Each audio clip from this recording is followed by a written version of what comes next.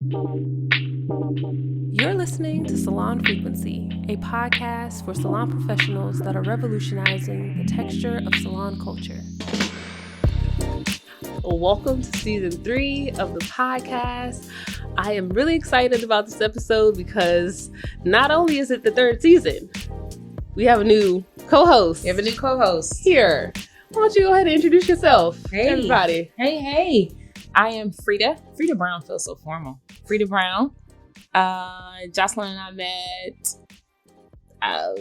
10 years ago. Neither of us had children. Oh my gosh. I don't think. I think we're young. So yeah, we met maybe 10 years ago. I myself am a salon owner, I'm a hairstylist, I'm a mom, I'm a wife. I am a wearer of many hats. But chief among them today is that I am excited to be here and to be a part of this. Welcome. I can't believe it's been 10 years. It has. It was at the Natural Hair Industry Convention in Baltimore, when it used to be in Baltimore. And we sat together. And your husband was doing audio visual work. I remember that. And we were eating lunch. And you were like, is somebody sitting here? And I was like, no, have a seat. And the rest is history.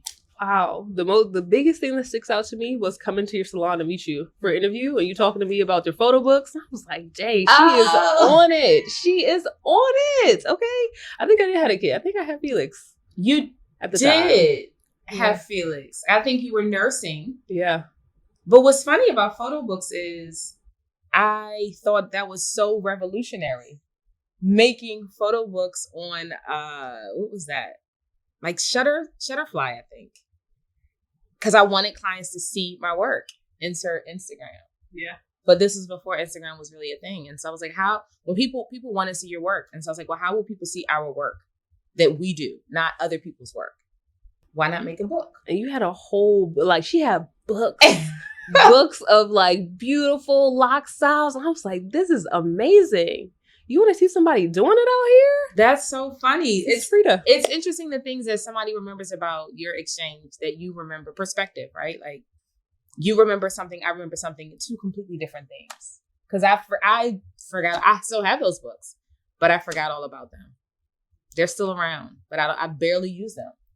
Because most people just are like pulling up stuff on Pinterest or pulling up stuff on Instagram or Facebook or whatever, however they keep their images. But very seldomly are we like, take a look at this book and look through all of our pretty pictures. Meanwhile, I'm still teaching students, my trainees to do that. I'm like, that it just sets you apart, right? Because well, it does. If you're going on Instagram or Pinterest, you could stumble on things that you may not be able to do, or people might not, you might find something else and you go on a whole tangent.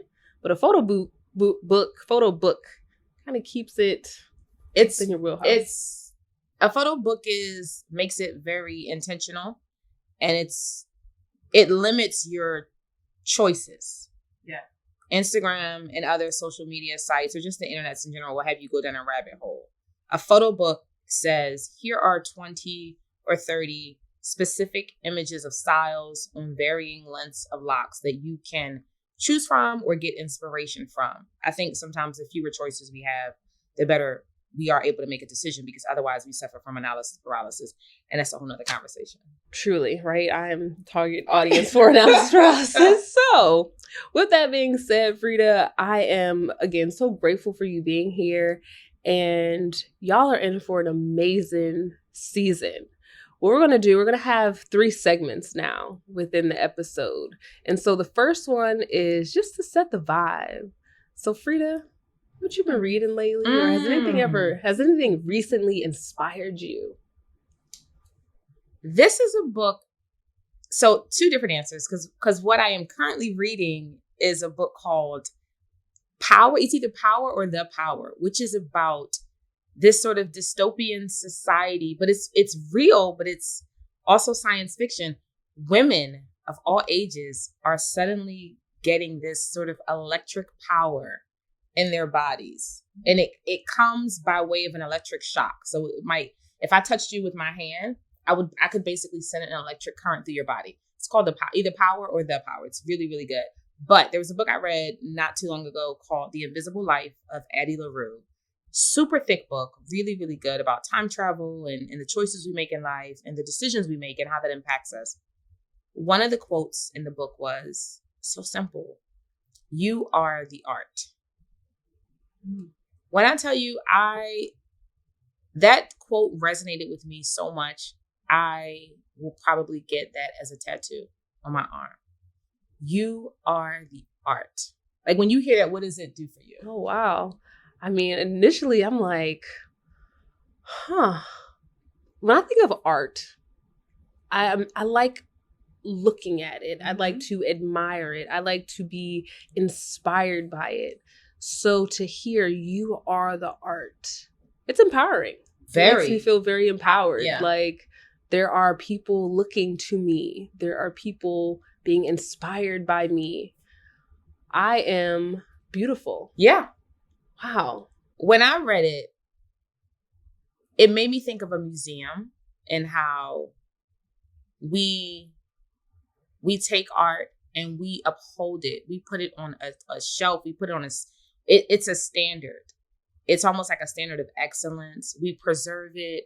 We take care of it. People literally handle art with white gloves. It is to be admired. It is used for inspiration.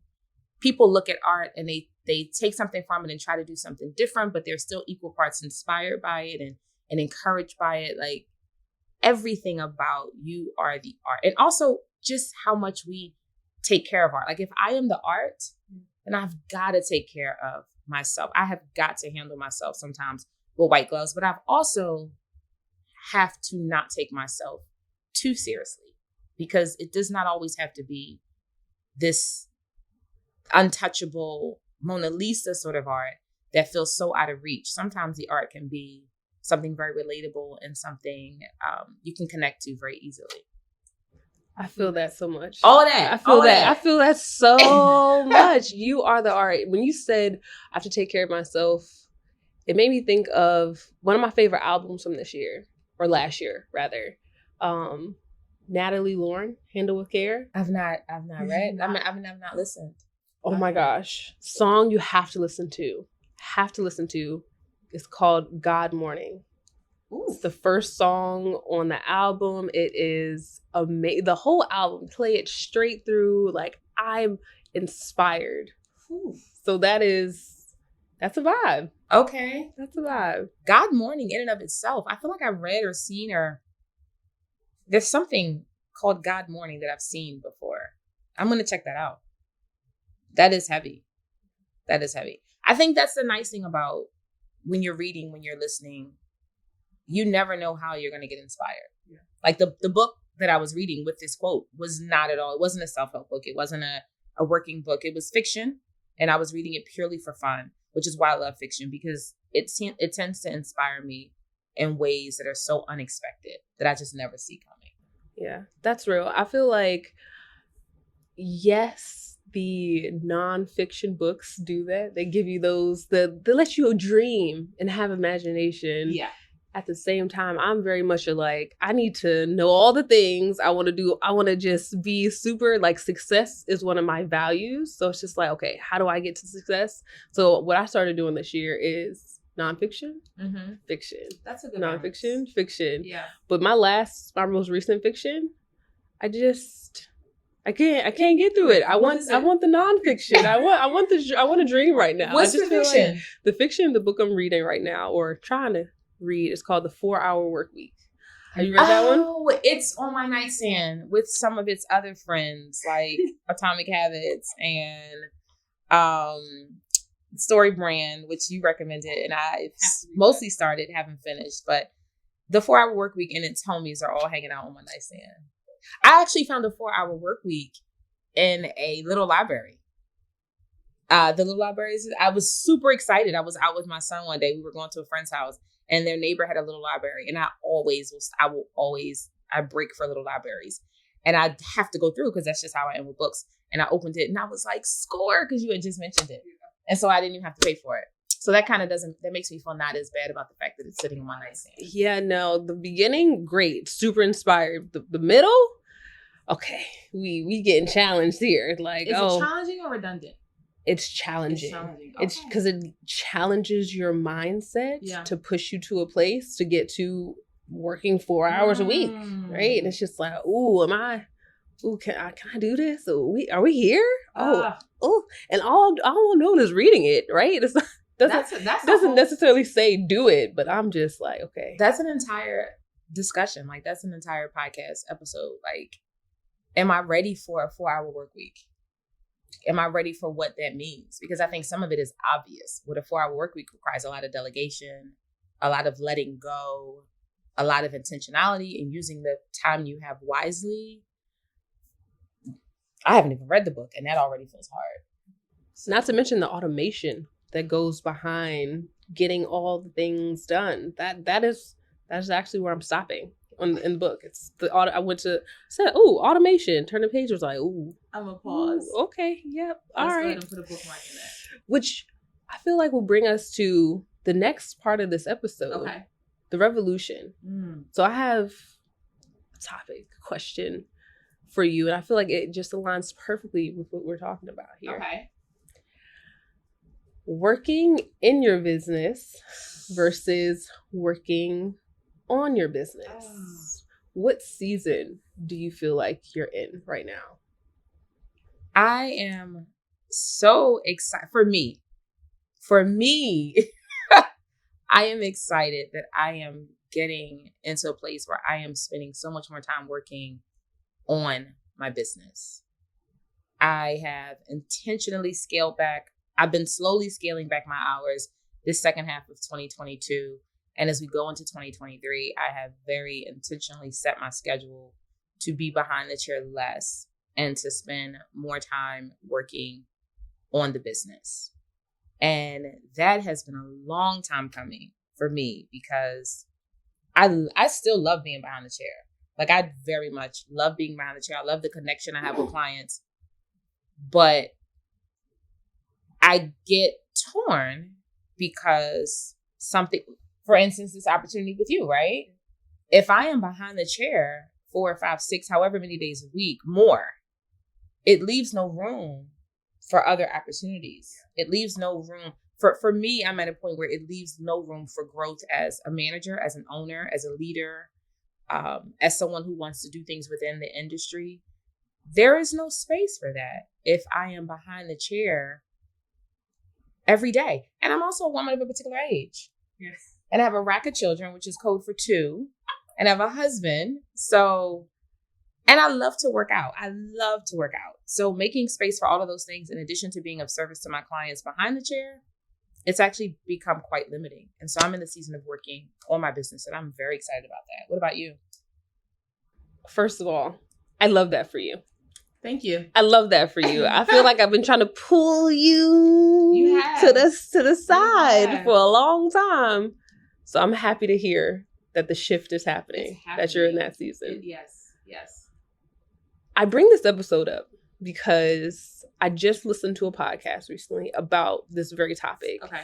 And one of the things that resonated with me deeply was during the pandemic or the panorama. Yes, the panini. There was a lot of discussion and talk about you have to stop trading your time for money. You have to be able to step away but still make money. And so that resonated with me. And I was like, I gotta get up out of here. I can't be trading my time for money. I want to be doing all these things.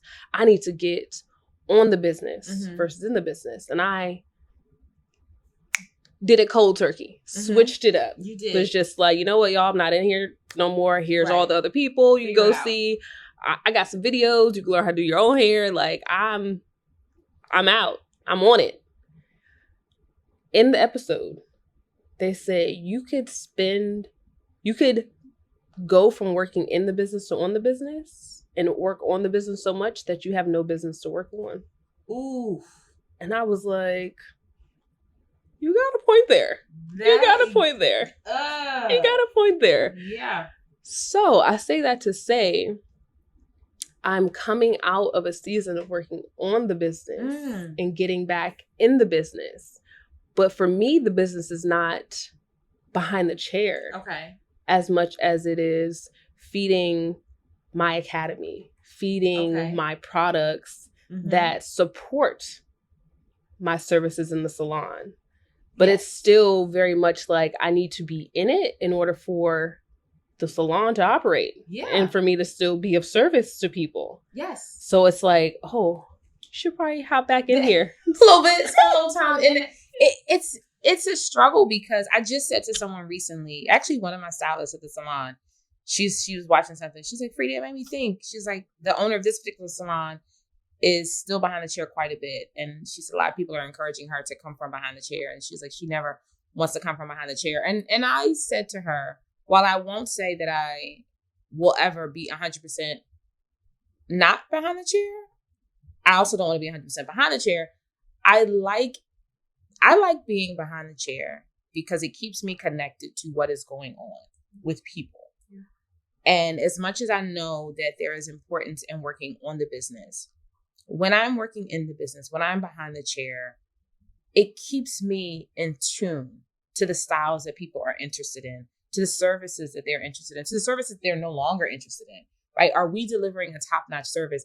I don't want to be an absentee manager where I'm just over here and people are telling me, oh, people like this. I want to have someone in my chair who is telling me, several people keep saying, I really, really want to try this style, or no, I'm just not into that anymore. I like that firsthand experience and knowledge of knowing what is happening from a consumer perspective, not just from a leadership perspective, but from a consumer perspective. What are people wanting in salons? What are people wanting in their loctician? I want to know that, and I want to be able to give them that. And I don't want to just give them that because another stylist told me that that's what her people want. I want to know what people want in my salon, and it keeps me connected. That's so interesting because I feel like I've approached my clientele with you're kind of going to get what I can give you. So like, that's cool. I love what you see on Instagram. That's cute. But we're not doing all that. Nah, I'm not the one. Yeah. I can see you to some people that could do that, but I'm not the one. I value being behind the chair. Like, even though I cut it off, right? Like I scaled it back rather. I think I was in the salon 5 days a week, 4 or 5 days a week pre-pandemic. Which is a lot. It's a lot. Yeah. With children. Yes. It's a lot with children specifically. Yeah. To now I'm there twice a week. It's really like a day and a half because half the time I got to leave early to pick my kid up. So a day and a half behind the chair, but I feel like I can't completely disconnect because my gift is to be of service, is to empower people. And so when we had that time when they shut the salons down and we couldn't, I was connecting online. Yeah, I was talking to people, but it didn't feel the same. Putting your hands in someone's hair, speaking light and love and just over them is it's a gift. And I just feel like I can't, if I don't do it, I'm just, it's like you are, I am not a believer that we all have this one very specific type purpose. Like, I feel like we can have many purposes, not 1,000, but if my gift is to be of service to others, there are many ways that I can be of service. And I feel like I'm doing a disjustice to myself when I am not delivering in the many ways in which I feel like I can be of service. And if my hands touching somebody else is a part of that, I never want to give that up. And now I can limit how frequently, right? I don't have to be 4 or 5 days a week. I can still be of service and not be touching all up on you 4 or 5 days a week. I can touch you 1 day a week. I can touch someone 1 day a week, but I'm still touching people and I'm still remaining connected. And like you, there is something about that connection of listening to people and hearing them, and then sharing my gift with them. That is so valuable to me. And so, like, I pray that my body, my hands never put me in a situation where I can't, even doing my son's hair. Like, I am so honored that I have a gift that allows me to give that to him and that he even wants me to do that, right? Because I have 2 boys. One has a haircut. The other one has locks. And I never pushed it. I never encouraged it. But that he saw my hair and that of my guests. And he's like, I want that. I want to be a part of that. And that I can give him that makes me feel so special. Yes. That is truly an honor that I am able to do something that is such a ritual, that has been a ritual in our community for so many years. so many centuries, so many right ages. Right. Yeah, Forever. truly. Yeah. Like, you gonna sit down between my legs and I'm gonna pop the back of your hand with this brush. I'm not, but I am. But then also, like, even just this morning riding in the car and I look over and he's so meticulous, my Virgo baby. He's so like, this side goes here and this side goes there, and he's pushing. I'm like, babe, stop touching it, stop touching it. Like, cool out. It's fine. It looks good. And he's like, but it has to be, but that we can share that. Yeah. And I can tell him why you should do that, why you should not do that. I like that. I love that. Yeah. I love servicing my children specifically, especially my daughter, right? She doesn't have locks, but one of the things I was very intentional about sharing with her ever since she was a young baby is like, what does our hair need? Water, moisture. Like, I always tell her that. And so I found so much joy, or I find so much joy when I say, hey, what does our hair need? She's like, moisture. Yes. And now she's in the space where she's like cutting all her doll's hair and she's like hiding it. And I'm just like, why are you hiding? She's like, because I cut my doll's hair. I was like, oh, baby, it's fine. She need a haircut. Yeah, what kind of curls does she have? Right. Like, what did you notice? Like, I love it here. It's okay. I'm like, why did you think you get in trouble for this? Right. I'm your target audience for cut her hair. Cut Give it. her a haircut. Her ends were trash anyway. So. Truly, okay? They said this. Didn't even detangle it. I love it. So yeah, just being of service is huge. And I love that you said you could be of service. Like, when you're on the business, working on the business, right? Or in the business. Yeah. And I feel like there's a different perspective between us also, because you have a team of stylists. Yeah. Right? So it's like there is a need for you to be on the business, not as much in it. I was trying to convince myself that, so I went from just myself, and then I had one other person, and so it was a team of 2, give or take. It kind of went up and down, and then it solidly remained at 2 for quite a while. And then about a year ago, a little more than a year ago, it went from a team of 2 to a team of 4, myself included. So I have 3 stylists right now, and I'm actually in the process of hiring an assistant. And so probably in the next 60 to 90 days, it'll be 4 employees. These are all W-2 employees. And I had convinced myself that I could still be a full-time hairstylist and a full-time salon owner and full-time salon manager and full-time customer service leader, and just like 4 full-time jobs. And full-time mom. Full-time mom, full-time wife. Homemaker, like, and out here trying to fold laundry and just have like relations with my sister friends and stay connected to people. Like, I really was thinking, what is the problem? Like, this is doable. And I realized it's not. And for me, it's not for me. And I didn't want it to be for me. I want to be able to lead effectively. And that has been something that this year I really, really doubled down on, was how to be an effective leader, how to be a good leader, how to be a kind leader, how to make sure my girls are secure in their bag. And in order to do that for someone else, I can't spend as much time behind the chair. I just can't. I can't wear all the hats. And so I intentionally decided I'm not going to try to wear all the hats. I want to lead. I want to bring other people on, other humans on, who can also, quote unquote, secure their bag. And in order to help people do that, I got to fall back to help them. And so I accepted that. And so, yeah, when there's a team involved, people's livelihoods are involved, it's different. It's way different. It's very different. It's like, again, that success component for me, like realizing your business can only grow as much as you're growing, as much as you're pouring into you. And I was like, oh, okay. I mean, that's word. If you're not pouring into yourself, who is? Who is? The husbands love him to death, but I need him to be putting on his oxygen mask first. Yeah.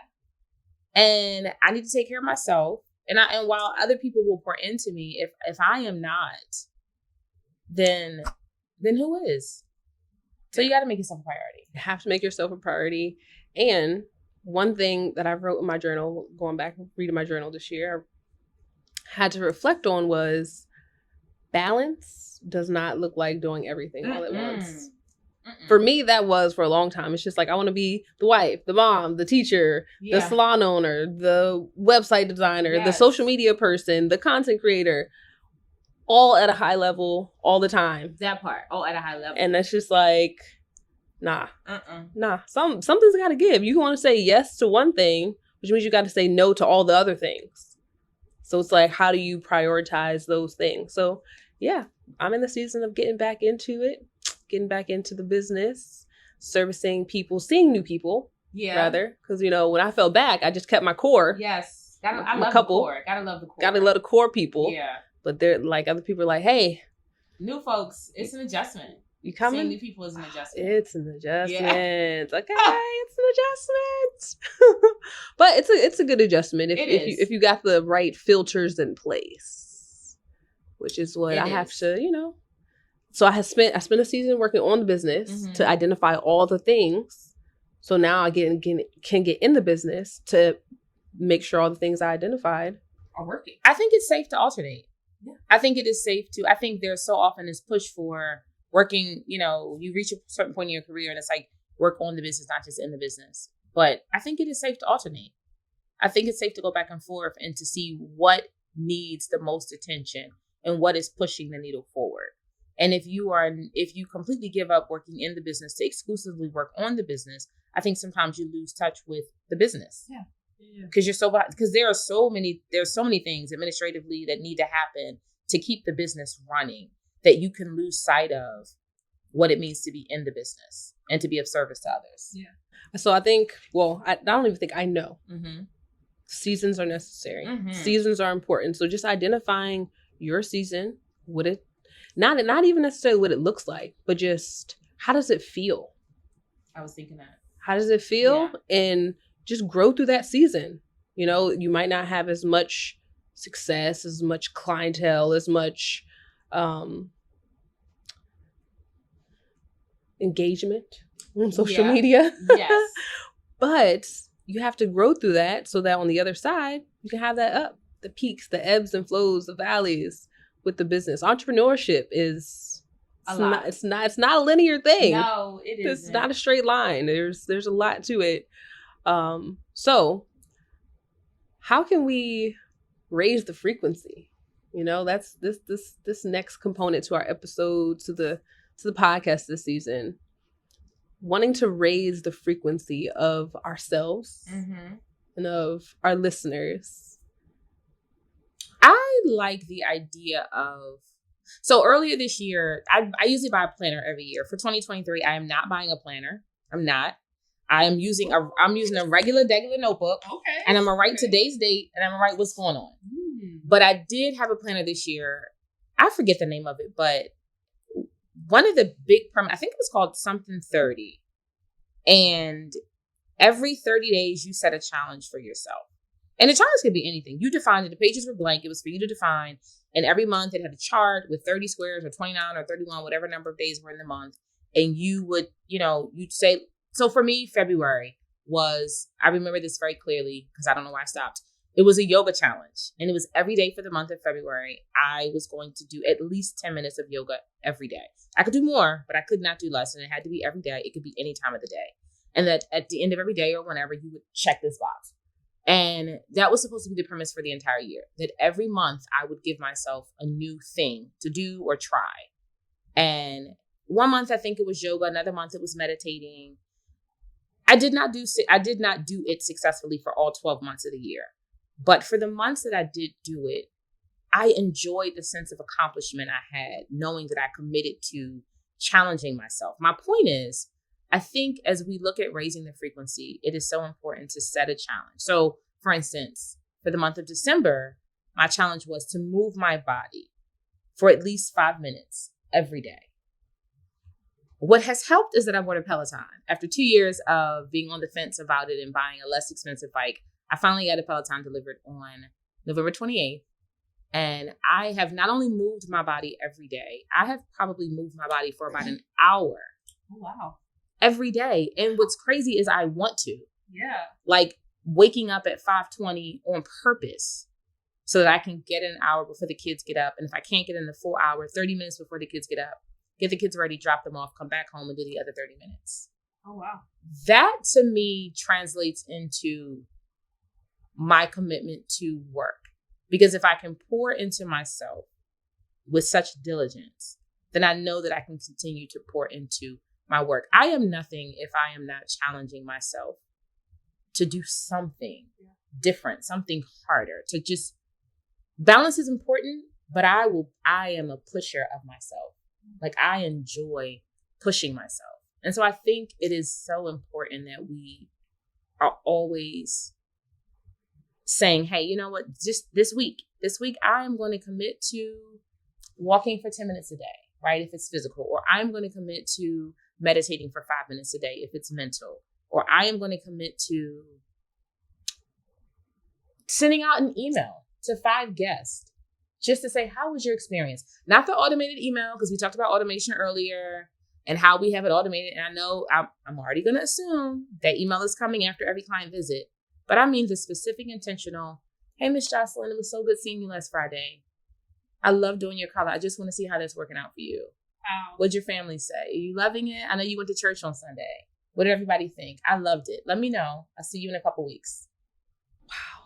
That's a challenge. And you got the script. That's right. amazing. There you go. Hey, there that felt good to me. Right. You didn't do my color. That felt, I was like, oh, you checking in on me. I love that. People love that.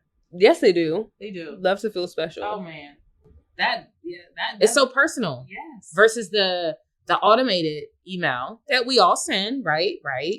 That's already being sent. We're already sending the automated email, but this is the personal email. Yeah. What about you? I have challenged myself to write one email a day, every day. Like, I got multiple business departments, shall we say. I got my academy, got the salon, got the products. I have to write one email every day. Something. I wrote a list of like different topics that I could write about because I want to be able to, when I don't feel like doing it, have something to pull from. And so we're not sending the email. No, we're just writing. Just writing emails. Okay. Just having emails on deck. Because when I want to send out a product, or when I want to send out I want to send out a campaign or a sale, I have an email already written. Okay. So write an email every day. My other big challenge for the week is to tell at least one person every day about Crown Elements, my hair care line. Okay. Like a physical person. Yeah. Tell them about the products, because I haven't. Like, I have this beautiful, amazing product line that I just kind of wait for people to come. Why do you think you've not?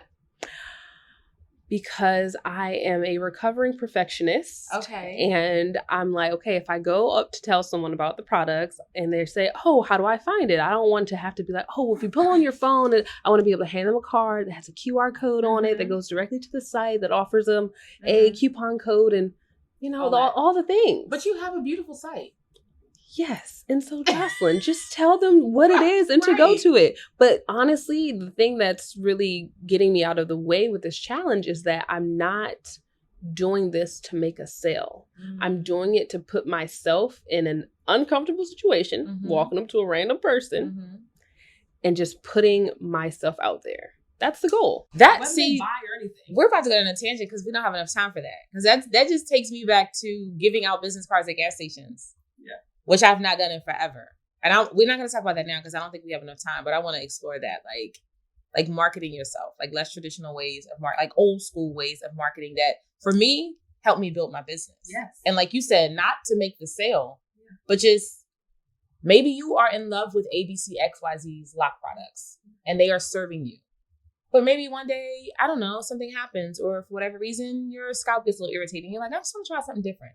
Or my cousin's sister's best friend is getting locks. And I met this lady, but I can't remember. Oh, and I think this was her site.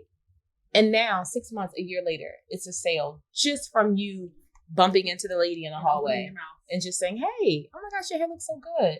If you're ever looking for a new product, you should check out Crown Elements. Right? And this success conversation is around like the things that you do today is not to make the sale today. These are for making sales, planting seeds for later, or later growth, later fruits that bear. So it's like, yo, you have to put the work in now. Yeah. So that later you're chilling on the beach. That's hard sometimes, I think, especially for, not even just for new stylists, but even as seasoned stylists. It's weird calling myself, I don't feel like I'm a seasoned. Like when I think of seasoned, I think of like Susan from Natural Hair Industry, or like Anita Restores Hair, like Hair Locks, and someone we used to work with. She was out of New York, but now she's in Florida. Maria. Yeah. Like I think of them when I think of seasoned, but I think more experienced stylists who have quite a few years behind them. Sometimes we have to remind ourselves, like, it's okay to go back to the basics. For sure. Like talk yourself up, like hype yourself, give out the business card, like walk up to a complete stranger. Like, it's not beneath me to do that at all. I will still do it. And if I want to keep business coming in, whether it be for myself or for the salon, I need to keep doing it. You have to keep doing it, because of the biggest lesson I learned in 2020, one of the biggest lessons, the hugest lessons, social media is not guaranteed. Okay, when they deleted my page, 49.5 thousand subscribers, like just delete, gone overnight. If I didn't have the foundation of having talked to people in real life, or having an email list and all the things, business would have been shut down. Going back to working on the business. Right. Oh, I can't imagine. No. Oh gosh. Oh my goodness. I can't imagine. It's interesting that as hard as we work to grow our numbers on social media, that they could disappear in a blink of an eye, and we still have a business to run. The business does not stop simply because it was a glitch on social media. So I think challenging yourself to touch your clients, your guests, your customers in some kind of a way on a regular basis is powerful. And it'll go so much further than just a post on social media. To people who may or may not at some point become a client, versus the lady who is right down the hallway that needs your services immediately. I think that's huge. That is huge. You cannot rely on social media exclusively, for sure. No. Seriously. That's just, it's not a thing at all. So in challenging yourself between now and this next episode, I want you to tell at least one person every day about your business. Just one person. Walk up to them. Just tell them about your business. And I want you to send an email. So we're not just going to, we're going to send an email to one guest. Just one guest. Just send an email to one guest. Look at your books from the prior 7 days and just choose one guest. Just to say, hey, Miss Johnson, how are you? Just checking in. How'd that new shampoo work for you? I really enjoyed hearing about your granddaughter's graduation. I can't wait to see you next month. You know what it reminds me of? Getting a letter in the mail. Mm-hmm. I'm a letter writer. Mm-hmm. I am a letter writer. I will write you a handwritten note like nobody's business. The goal is usually to make you cry because I'm good at it. I am good at it. But that is what email can also be, because we get inundated with so much junk mail. So to get a personalized email from your stylist that is not an auto response, that is not some sort of funnel response, but that is specifically checking in with you. And even if you haven't seen them in a while, right? 7 days prior is great, but it could have been 7 months prior. Just say, hey, I'm not questioning who you, like I sent an email recently to someone saying, hey, just checking on you. We haven't seen you in a while. I specifically said, this is not about you making an appointment. I just want to check on you because I've not seen you. I just want to make sure you're okay. And she got back. She's like, I'm great. I moved. I'm seeing a new stylist that's closer to my home because logistically you guys were too far. It's fine. Yeah. Like, I wasn't offended, but I just wanted to check on her. And so I know that in the future, if she has someone who lives near us, or if she relocates, we will be at the top of her mind as a salon to come to, because we weren't just looking to have her come in to get her hair done. We genuinely cared about how she was doing. Mm-hmm. So that would be my challenge. Check in on your clients personally. I love that. And with that, I think that is the first episode. Wow. That was fun. That was so good. Thank you so much for listening. If you enjoyed anything that was shared today or were inspired by anything that was shared, please consider posting that 5-star rating and review on Apple Podcasts, subscribing to the newsletter, and checking us out on social media. Just Instagram at Salon Frequency. And where are you at, Freda, so they can connect with you? I am at the Lock Shop. And also, because I'm using it more, Miss Freda Brown, MRS, Mrs. Freda Brown, both on Instagram. Nice.